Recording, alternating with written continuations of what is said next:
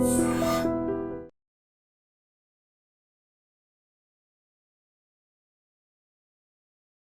Gold trusted gold buyers. మీరు తాకట్టు పెట్టిన బంగారాన్ని విడిపించి ఈ రోజు ఉన్న మార్కెట్ ధరకు కొనబడను. గచ్చిబౌలి అంజయ్య నగర్లో నిర్మాణంలో ఉన్నటువంటి భవనం మధ్యాహ్నం 1 గంట సమయంలో ఒక్కసారిగా కుప్పకూలిపోయినటువంటి పరిస్థితి ఉంది. మీరు విజువల్స్లో ఇక్కడ చూడొచ్చు. అంటే నిబంధనలు పూర్తిగా తుంగలో దుక్కేసి ఏమాత్రం అనుమతులు కూడా తీసుకోకుండా నాలా మీద 50 గజాల స్థలంలో 7 అంతస్తుల బిల్డింగు కట్టినటువంటి పరిస్థితి ఉంది. ఆల్మోస్ట్ బిల్డింగ్ కంప్లీట్ అయ్యే సిచ్యువేషన్లో ఉంది. టైల్స్ కూడా వేస్తున్నట్టుగా తెలుస్తోంది. సరిగ్గా ఒక్కసారిగా మధ్యాహ్నం 1 గంట సమయంలో పేక మెడల కూలిపోవడంతో ఇక్కడ చుట్టుపక్కల ఉన్న వాళ్ళందరూ కూడా ఒక్కసారిగా దిగ్భ్రాంతి గురైపోయారు. ఏంటి ఏమైనా భూకంపం వచ్చిందా? ఆ స్థాయిలో ఒక్కసారిగా బిల్డింగ్ 7 అంతస్తుల బిల్డింగ్ ఒక్కసారిగా కిందకి ఒరిగిపోవడంతో, కిందకి పడిపోవడంతో అందరూ కూడా చుట్టుపక్కల ఈ అపార్ట్మెంట్లో వాళ్ళు, అక్కడ ఎదురుగా కనిపిస్తున్న అపార్ట్మెంట్ కావచ్చు, ఇటు చుట్టుపక్కల ఉన్నటువంటి ఈ అపార్ట్మెంట్ వాసులు అందరూ కూడా ఒక్కసారిగా షాక్ అయిపోయినటువంటి పరిస్థితి కనిపిస్తోంది. ఒక్కసారి మీకు లోపల కూడా చూపించే ప్రయత్నం చేస్తాను. ఇక్కడ చూడండి, ఈ బిల్డింగ్ ఒక్కసారిగా చూడండి ఏ విధంగా పడిపోయిందో.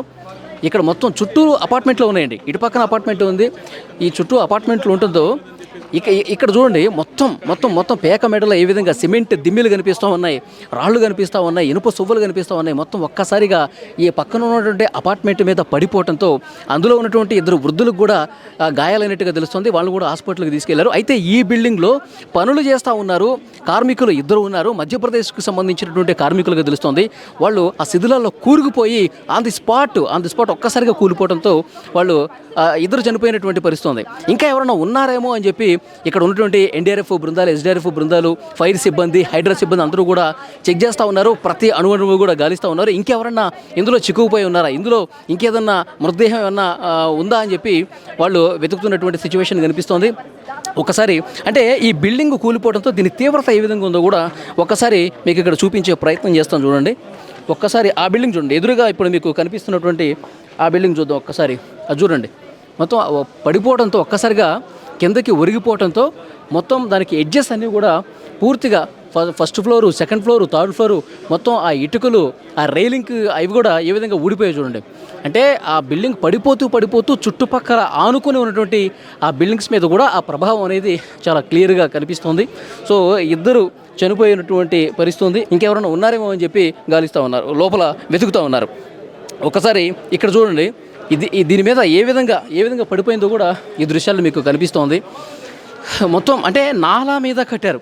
కేవలం ఒక వ్యాపార ఆలోచనతోనే, వ్యాపార దృక్పథంతోనే, సొమ్ము చేసుకుందాం, డబ్బు చేసుకుందాం అన్న ఆలోచనతోనే నిబంధనలకి విరుద్ధంగా 50 గజాల ఒక చిన్న స్థలంలో 7 ఫ్లోర్లు బిల్డింగ్ కట్టారంటే అధికారులు ఎవరు కూడా పర్మిషన్ ఎవరు అసలు పర్మిషన్ తీసుకోకుండా, అంటే ఇక్కడ చుట్టుపక్కల ఐటీ కంపెనీస్ ఉండటం చేత చుట్టుపక్కల కోచింగ్ తీసుకునే పిల్లలు ఉంటారు కాబట్టి వాళ్ళు ఉండటం కోసం ఇక్కడ ఎక్కువగా హాస్టల్స్ ఉన్నాయండి.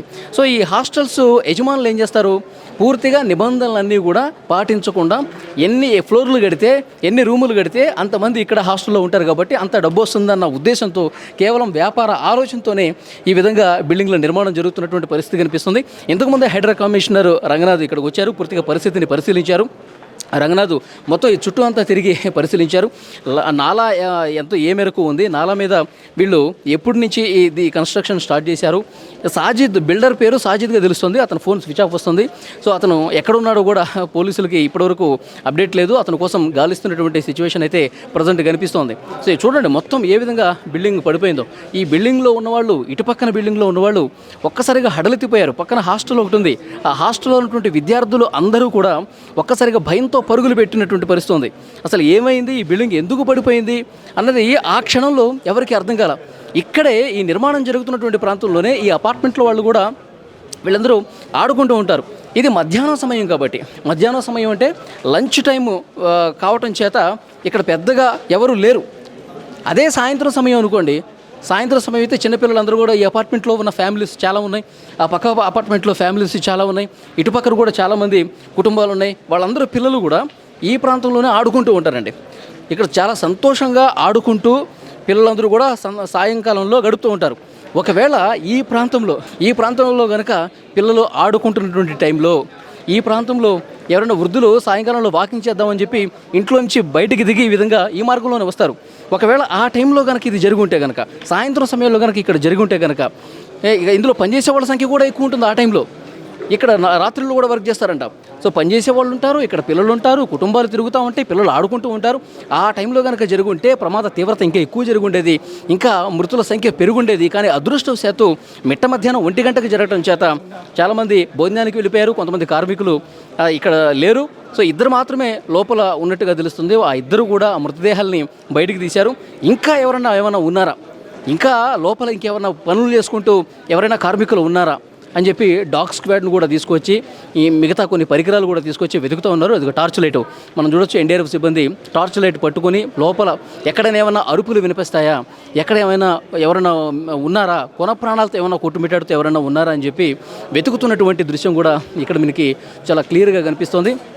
సో హైడ్రా అలాగే జిహెచ్ఎంసీ కమిషనర్, సైబరాబాద్ కమిషనరు వీళ్ళందరూ కూడా చూసి మొత్తం పరిస్థితిని పరిశీలించి మీడియాతో కూడా మాట్లాడినటువంటి పరిస్థితి. ఈ అక్రమంగా ఎవరైతే నిర్మాణాలు చేస్తూ ఉన్నారో, నిబంధనల్ని గాలి కుదిలేసి ఎవరైతే నిర్మాణాలు చేపడతా ఉన్నారో వాళ్ళ మీద తప్పకుండా చర్యలు తీసుకుంటాం. ఇప్పుడు ఈ ప్రాంతంలోనే కాదు, మొత్తం హైదరాబాద్ వ్యాప్తంగా కూడా ఎక్కడెక్కడ ఈ హాస్టల్కి సంబంధించిన నిర్మాణాలు చాలా వేగంగా చేస్తున్నారు. ఎందుకంటే ఈ హాస్టల్స్ నిర్మాణాలు త్వరగా జరిగిపోతే, త్వరగా ఫిల్ అయిపోతే మనకి డబ్బు వస్తుంది, మనం వ్యాపారం చేసుకోవచ్చు అన్న ఆలోచనతోనే కానీ అసలు ఎంతవరకు నాణ్యతను పాటిస్తూ ఉన్నారు, ఎంతవరకు నిబంధనలు పాటిస్తూ ఉన్నారు, ఎంతవరకు పర్మిషన్స్ తీసుకున్నారు, ఇది చాలా మటుకు చేయట్లేదు అన్న ఇన్ఫర్మేషన్ హైడ్రాకి వచ్చింది. సో డెఫినెట్గా రంగనాథ్ గారు చెప్పారు, మేము ఒక కమిటీని కూడా ఫామ్ చేసి ఈ ప్రస్తుతం నిర్మాణం జరుగుతున్నాయి కావచ్చు, నిర్మాణం జరగకుండా నిర్మాణం చేద్దామన్న ఆలోచన ఉన్నవాళ్ళు కావచ్చు, వాళ్ళందరూ కూడా నిబంధనలు పాటిస్తున్నారా లేదా, పర్మిషన్స్ తీసుకుంటున్నారా లేదా, ఆ కమిటీ తూచా తప్పకుండా పాటించి అక్రమ నిర్మాణాలని ఉటావుట్న హైడ్రా వచ్చి కూల్చేస్తుంది. సో హైడ్రా ఉంది కాబట్టే ఇప్పటి వరకు చాలా వరకు ప్రమాదాలను నివారించాం. ఇట్లా ఇంకా చాలామంది హైడ్రా కన్నుగప్పి నిర్మాణాలు చేస్తున్న వాళ్ళు చాలామంది ఉన్నారు. వాళ్ళ సంగతి తేలుస్తామని కూడా హైడ్రా కమిషనర్ చెప్పినటువంటి పరిస్థితి కనిపిస్తుంది. చూడండి, ఇక్కడ ఉన్న కుటుంబాలు ఒక్కసారిగా హడలెత్తిపోయినాయండి ఈ ప్రమాద తీవ్రతకు. ఇందులో ఉన్నటువంటి కొంతమంది పాపం ఇద్దరు వృద్ధులు కూడా భయపడ్డటువంటి పరిస్థితి ఉంది.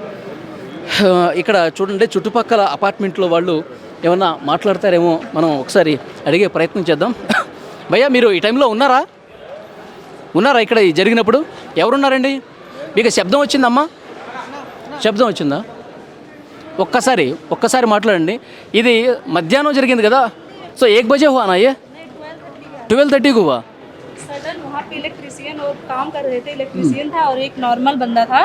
डेली हम देखते मेरा जो बालकनी एरिया है ना, वहाँ से क्लियर दिखता है. मॉर्निंग में मैंने देखा एक पर्सन काम कर रहा था और एक ऐसे खड़ा था, और उसको ही मैंने हाफ एन आवर के बाद देखा, उसकी डेड बॉडी लेके जा रहे थे. इतना ज़्यादा मेंटली इतना ज़्यादा वो हो गया है अभी. सडन एकदम से ऐसा लग रहा था अर्थक्वेक आ गया है. मेरी बेटी नीचे खेल रही थी. किधर खेल रही थी आपकी बेटी? किधर खेल रहे थे आपकी बेटी? बस हाउस हेल्प मेरी उसकी नैनी है, उसके साथ रहती है, उसके साथ उधर खेल रही थी.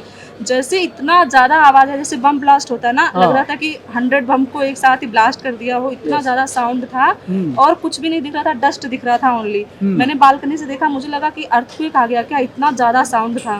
फिर मैं इतना पैनिक हो गई, मैं तुरंत भागते हुए आई चिल्लाते हुए. फिर मैंने देखा वहाँ पे कुछ लोग थे जो यहाँ के गार्ड सोसाइटी के. वहाँ के पूरी बिल्डिंग कोलैप्स, और ये जयदर्शनी के जो फ्लैट थे, ये वाला फ्लैट, उसमें हेल्प हेल्प हेल्प सब चिल्ला रहे थे. मैंने पूछा क्या हेल्प करूँ, उन्होंने बोला please call the police, please call the police.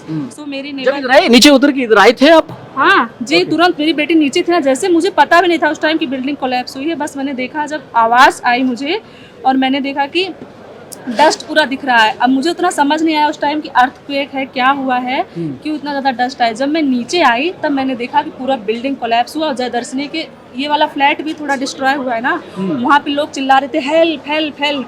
मैंने पूछा क्या हेल्प, आप यहाँ से तो क्या हेल्प करें, बोले call the police, call the police. फिर मेरी नेबर थी, मैंने उनको बोला कि प्लीज़ कॉल द पुलिस. तो उसने पुलिस को कॉल किया. फिर immediately within 10 minute and one lady was there, she got heart attack because of sound.